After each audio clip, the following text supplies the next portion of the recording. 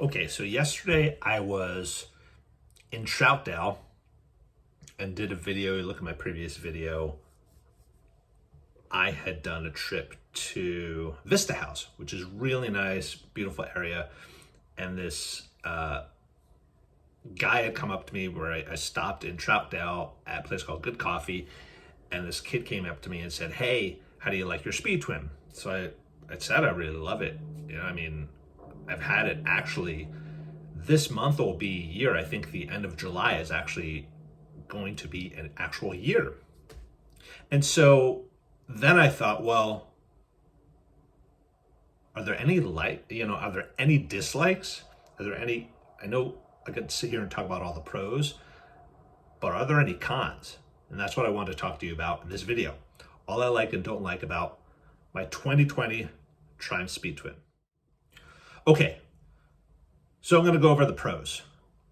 And I think there's a long list of them, right? I mean, for me personally, I chose the Triumph Speed Twin because of just the sheer versatility, the looks. I live here in Portland, Oregon, and there's a lot of great riding out here. And I never saw myself as an adventure bike kind of dude. I actually bike before this. I had a Royal Enfield Continental 650, and I don't want to say a lot of problems with it, but I took about a 15 to 20 year break, and I got back on the Royal Enfield Continental GT 650 to relearn again. But little did I know that what's important to kind of consider are the actual place that you got it, right? Because if something happens, you're going to have to go back to them, and just unknowingly, you're automatically kind of a part of that motorcycle community. And choosing a bike means you're also actually choosing the shop as well, which I didn't realize. And I didn't really like the shop that I bought it at. I don't want to specifically say, but you could look at Royal Enfield Portland and see what comes up.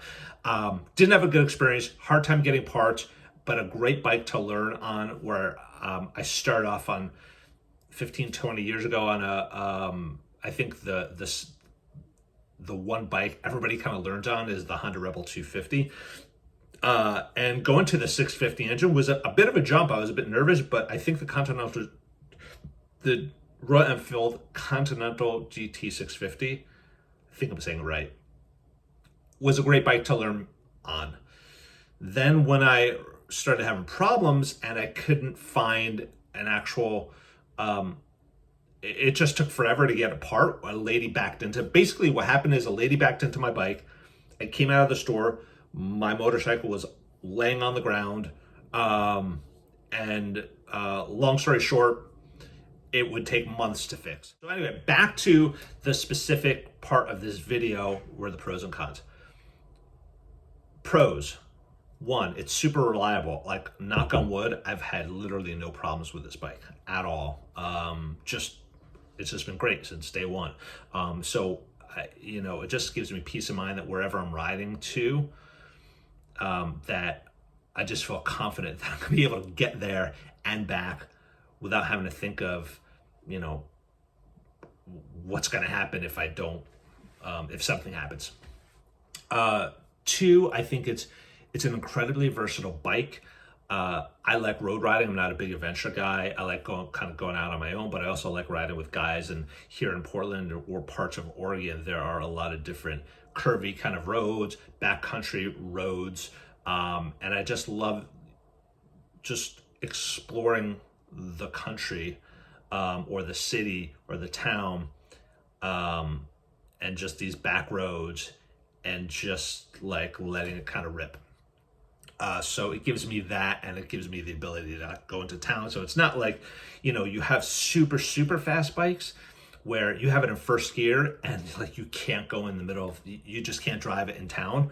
I don't feel super comfortable driving in town just because of like the drivers here, but and it wants to go, but I will say that it's fine in any environment. I feel completely safe, and just the kind of riding, it just allows you to like do a lot of stuff. So for me, I feel like it's versatile. Three is that it's smooth speed. It's 100 horsepower. I have when I bought it actually had 800 miles on it, and the guy already upgraded the exhaust, took out the catalytic converter, and it just sounded amazing. And what I noticed and why it was, yes, jumping from a 650 to 1200 is a big step. While that's true, it's smooth power. It wasn't super twitchy. It wasn't like this super high-end Ducati or just a crotch rocket kind of bike where you turn it and you're just freaking go. It's just a nice smooth power in road mode. And then you also have, which I barely use, is the sport mode, which gives it a little bit more faster power. But I just think that the speed, when I need it, it's there. And it's important because if you want to pass something or get out of the way, I can easily roll on the throttle and just get out of that, environment. And I've done that a tremendous amount of times. Fourth, I think the 10K service intervals are super important. The thing that I do every 800 to 1,000 miles is, of course, oil the chain and clean the chain. But other than that, really, the 10,000 mile maintenance intervals are just a godsend. I'm not like the guy that just revels of his bike and keeps it in the garage and clean. Like, I like to ride it.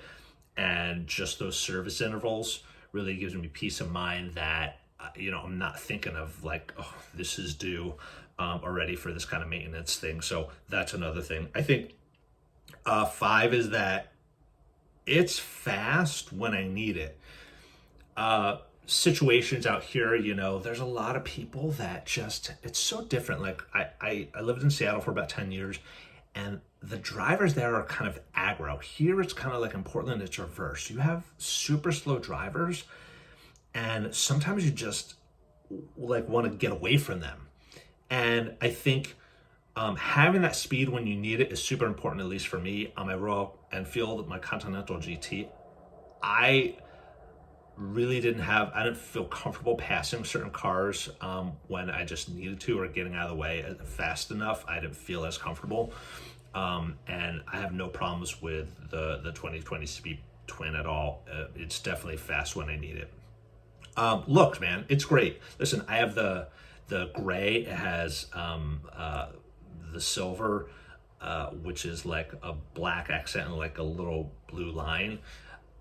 For me, it was the paint scheme that I like the best, and I got super lucky. I know they're coming out with new paint schemes in 2022, which, I'm typically like a solid black, but the silver I thought was nice and a little bit classy. Of course, it's like the modern classic, and I thought the silver was a perfect modern classic. And I think, what are we on? 1, 2, 3, 4, 5, 6, 7. Fit and finish is fantastic. I think one thing that I realized coming from the Royal Enfield to the Speed Twin is that the fit and finish on the Royal Enfield was very cheap. I felt like it was almost like a little toy compared to, it was almost like going from like an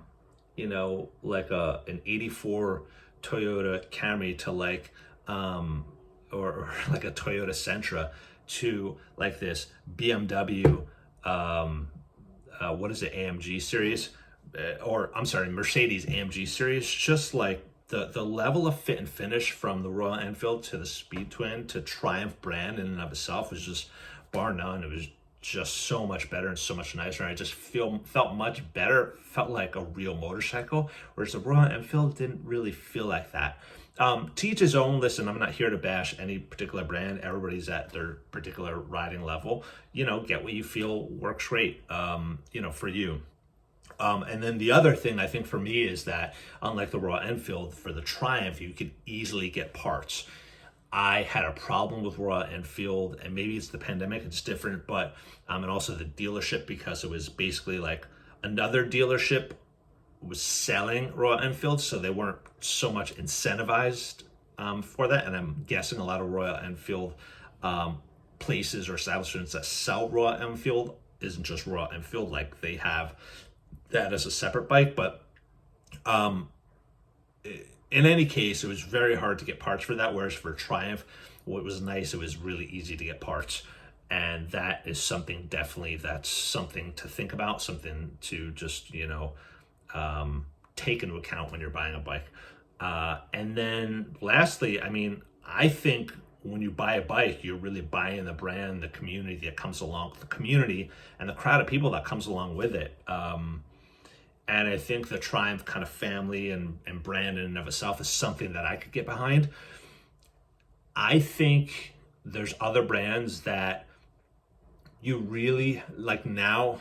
I don't want to say politically and everything, but I think with the motorcycle comes a community that you may or may not be aware or want to be a part of, but it really is that. So I think you have to be mindful of that. I think I personally love the Triumph dealership, the community of people, the crowd of people that's associated with Triumph and the brand. And it's something that I really love and have fun with and go on rides with other guys on. So just be mindful of that. So those are all of the pros that I kind of think of for now. Hopefully that gives you a good idea. And now in terms of what are some of the cons, I really had, I had a hard time. The 2020 Speed Twin is kind of like my perfect bike for now. When I was considering other bikes, it was, I was looking at the Ducati Scrambler, and that was pretty much it. I don't want to pay for some of the money that I heard if you need parts and all that other kind of stuff, and it just went back to the Speed Twin after once I did a test ride on it. I was just kind of sold. But I do have just a handful of cons. One is that I wish it get better gas mileage or a bigger gas tank. The most I've gotten out of a gas tank is 140 to 150 miles, which isn't bad. I know some people are like, oh my gosh, that's amazing. But it's just my personal opinion. Sometimes I'm filling up with gas prices rising every 2 or 3 days. Maybe that's doing a lot of riding compared to some. I don't know. But I do wish it got better gas mileage. Do I get an adventure bike? I don't know. Is it something I have to live with? Maybe. That's really one of the only cons that I have. And the other thing is I wish it came with better road tires. I think I only got about 3 or 4,000 miles on the original tires. And I got the Michelin. Now I have 8,000 miles on it. I got the Michelin Road 6 tires and I absolutely love them. I didn't realize how much of a difference tires make until I got them. Just unbelievable. So the tires I think that it came with are, not the best in the rain. I don't like riding in the rain, but if you get stuck in the rain, you get stuck in the rain. So they weren't the best for that. And then the only other con for me is a little bit more comfy seat. Does it depend on how much you weigh or, as to the cushion, how long a ride? Yeah, but I find after 45 minutes, my ass is hurting on that seat. And I chose, I just got, which I really love and really happy with, the Crafton Atelier seat. It makes it just feels more cushiony on longer rides. And that's important because at least for me, I don't like to ride any more than like an hour and a half, and then take a break and then go wherever. Because after an hour and a half on any ride, it could be, uncomfortable. And listen, that's really it. All in all, I love the 2020 Triumph Speed Twin. I've had it for a year. It fits me perfectly for the style of riding that I love doing. It's super reliable and it looks great. Really, what more can I ask for? So hope this helps and hope you guys find some value in it. If you do, please like and subscribe, and I super appreciate it.